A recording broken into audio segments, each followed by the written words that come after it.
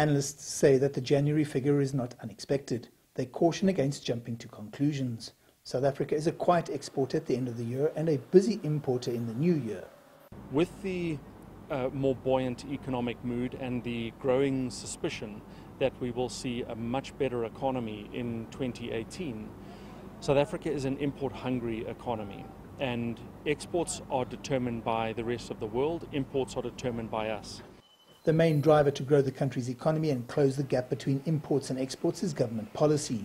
Mining and manufacturing are obvious sectors, and expanding exports into Africa are another.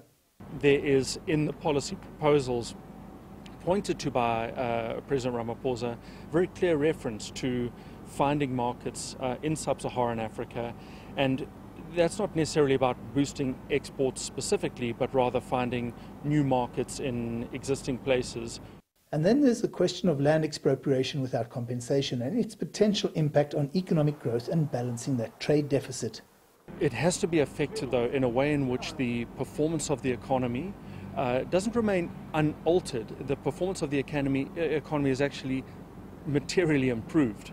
And there's lots of examples of ways in which this can be done. The work of Hernando de Soto in Peru is probably the best example of showing not only how land transfer improves economic performance, financial participation, but also translates into true engagement on the economic spectrum and helps lift country performance. So the trade deficit number is really not a major area of concern, but what is of concern is what's going to happen policy-wise in the next couple of months.